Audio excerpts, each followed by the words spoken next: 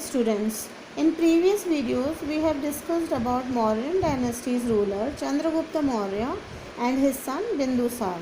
After Bindusar, his son Ashoka sat on the throne. According to Jain text, Ashoka का time period देख लेते हैं पहले 273 BC to 232 BC. According to Jain text, Ashoka occupied the throne of Magadh against the wishes of Bindusara. Bindusara की इच्छा के विरुद्ध जाकर के मगध की गद्दी पे अशोका ने कंट्रोल किया था, ऑक्यूपाई किया था. जो मस्की और गुज्जर जो साउथ इंडिया में इंस्क्रिप्शंस मिले हैं उसमें उनका नाम अशोका है. कई इंस्क्रिप्शन ऐसे ये भी बताते हैं कि उनके कई और टाइटल्स भी थे सॉब्रिकेट, जैसे देवनाम पिया और देवनाम पिया दस्सी.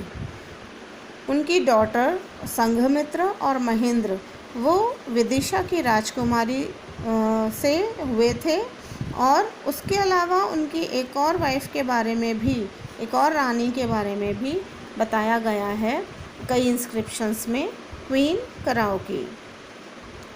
7 इयर्स जब उनके एक्सेशन हो गए थ्रोन पे, तब तक उन्होंने कश्मीर, खैतान और ऐसे उधर के कई एरियाज़ पे कंट्रोल कर लिया था.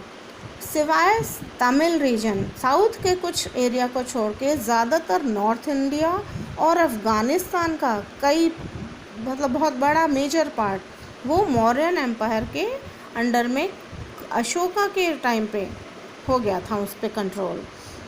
8th year after 8 years of his accession to the throne, Ashoka attacked Kalinga. Kalinga, today's Orissa. About 1 lakh people were killed in that battle. Inscription from Hathi Gumfa indicate that Kalinga was ruled by Nandaraj. किसका राज था उस वक्त कलिंग पे? Nandraj. The large scale massacre had a long lasting impact on Ashoka. बहुत बड़ी संख्या में लोग मारे गए थे और उसका असर अशोक पे ऐसा पड़ा कि उन्होंने वॉर से ही रिनाउंस कर लिया, शस्त्र को, युद्ध को, सबको त्याग देने का निश्चय कर लिया.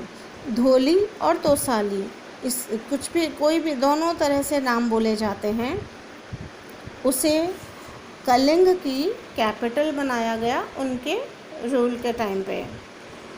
Under the influence of Sharman Nigrod and Upagupta, Ashoka embraced to Buddhism and thus embraced Dhammaghosh. उन्होंने इनके प्रभाव में आके, शर्मन निग्रोध और उपागुप्त के प्रभाव से उन्होंने बुद्धिज़्म को अपना लिया.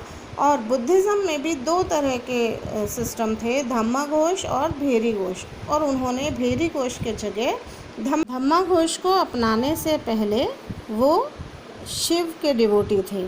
बिफोर एक्सेप्टिंग बुद्धिज़्म वो शिव जी के भक्त थे. He was influenced by the गुरु मोगाली पुत्र तिस in due course of time. धीरे धीरे वो गुरु मोगाली पुत्र तिस के प्रभाव में आए.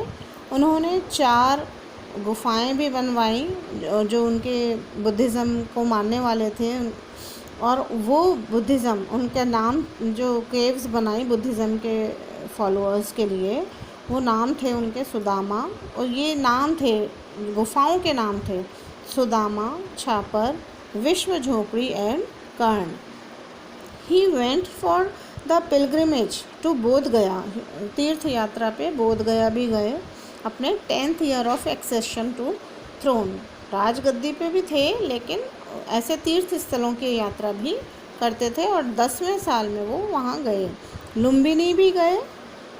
कब गए? 20th ईयर में.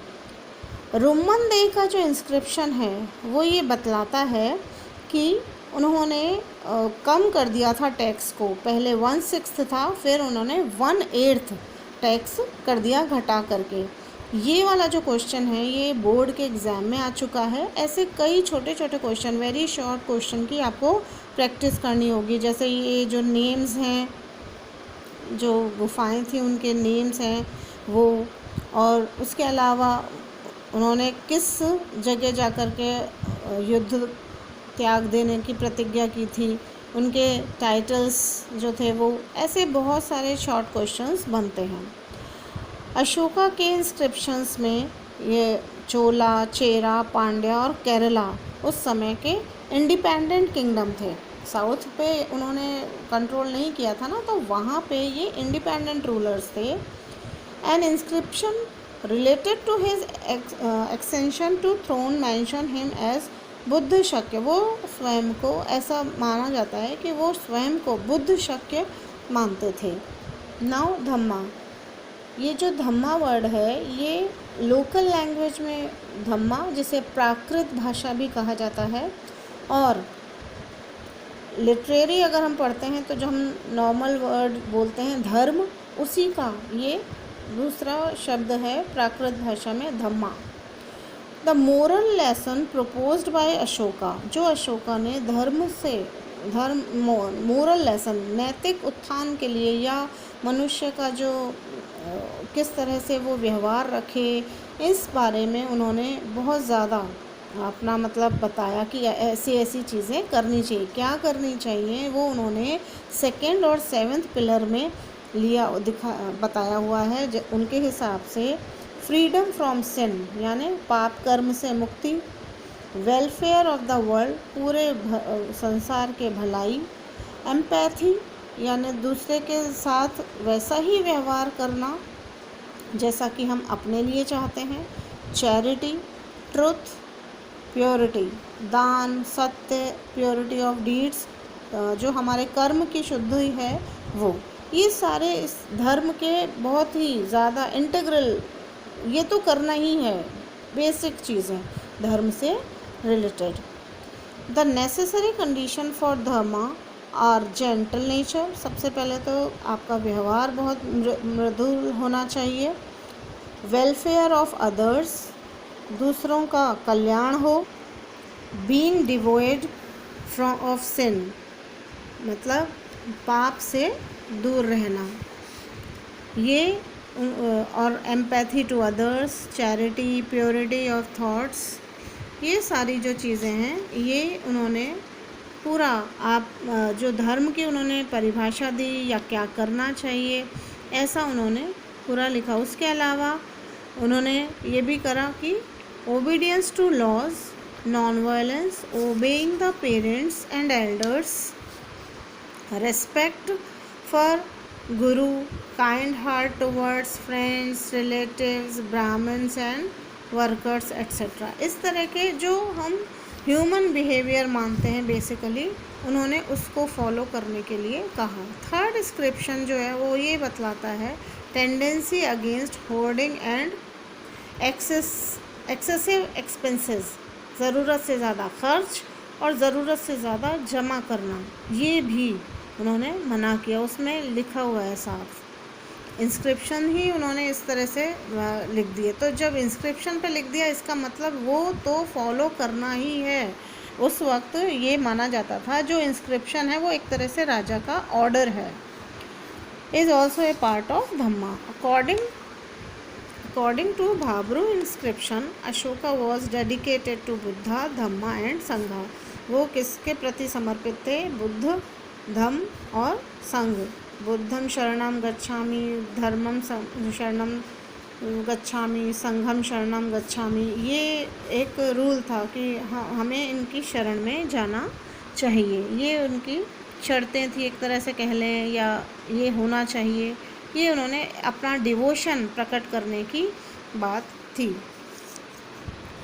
Sanchi, on pillar inscription of Sanchi, Raisen Madhya Pradesh में रायसेन नाम की जो जगह है वहाँ पे थोड़ी दूर पे सांची जो है, वहाँ के पिलर इंस्क्रिप्शन में, और सारनाथ जो वाराणसी उत्तर प्रदेश में है, अशोका ने महामात्रा, वहाँ पे कौशिम्बी के मिनिस्टर्स को, महामात्रा किसको कहा गया है? मिनिस्टर्स को। और पाटलिपुत्र और कौशिम्बी के जो मिनिस्टर्स थे उनको ये दे रखा था ऑर्डर कि वो भिक्षु और भिक्षुणी जो कि संघ में कॉन्फ्लिक्ट्स पैदा करते हैं, टकराव उत्पन्न करते हैं, उनको तो निकाल देना चाहिए। द फर्स्ट इंस्क्रिप्शन, जो सबसे पहला इंस्क्रिप्शन था, उसमें उन्होंने एनिमल सेक्रीफाइस, किसी भी रिचुअल के लिए कोई भी रीति रिवाज हो उसमें अगर कोई एनिमल सेक्रीफाइस की बात है तो वो नहीं करनी है, ये उन्होंने फर्स्ट इंस्क्रिप्शन में ही कह दिया था।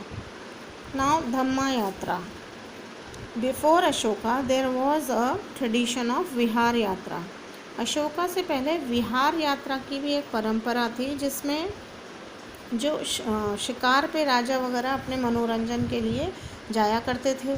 तो अशोका ने इनको रोक दिया, इस प्रथा को, और उन्होंने प्रैक्टिस ऑफ धर्म यात्रा यानी धर्म को के प्रचार प्रसार के लिए यात्राएं की जाएंगी, ऐसा शुरू किया। धम्मा यात्रा, व्हाट इज़ धम्मा यात्रा? रिलीजियस जर्नी, धार्मिक उद्देश्य के लिए की जाने वाली यात्राएं।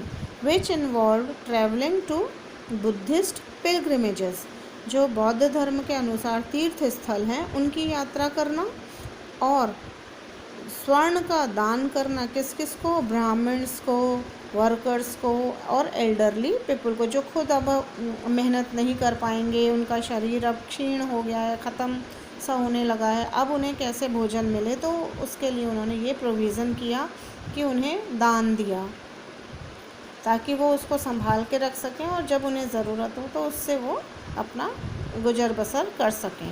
Now research. द स्टाफ, जो स्टाफ था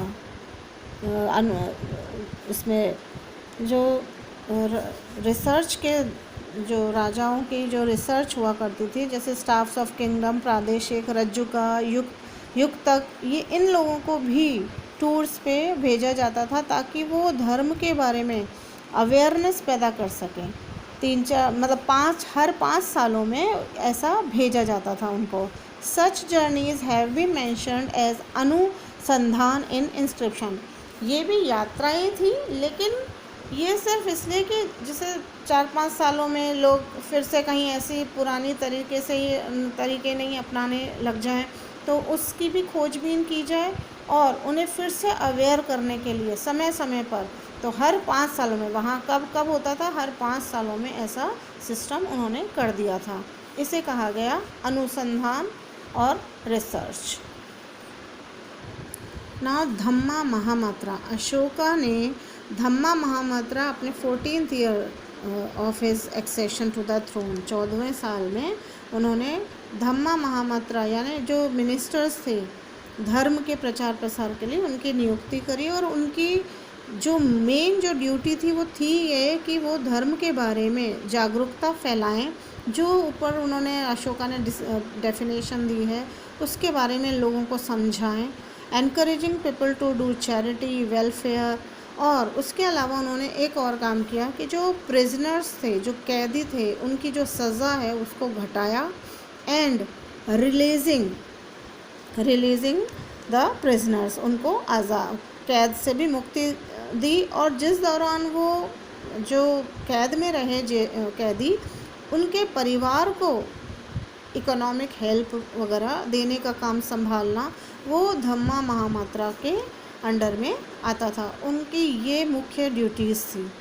फिर अगेन ये क्वेश्चन बन जाते हैं, इसका आपको ज़रूर ध्यान रखना है। ये अनुसंधान इस तरह से क्या आपसे क्वेश्चन अनुसंधान के रूप में भी पूछा जा सकता है कि व्हाट इज़ अनुसंधान और what do you know about अनुसंधान। रिसर्च ना पूछ के ऐसे भी पूछ सकते हैं। तो आपको टेक्निकल जो टर्म्स हैं सब्जेक्ट वाइज, वो भी आपको ये याद रखनी है। Dhamma yatra, anusandhana, dhamma mahamatra, what were the duties of dhamma mahamatra, ये सब क्वेश्चंस बन सकते हैं। बहुत ध्यान से इनको पढ़ना है और आपको उसी तरह से याद रखना है।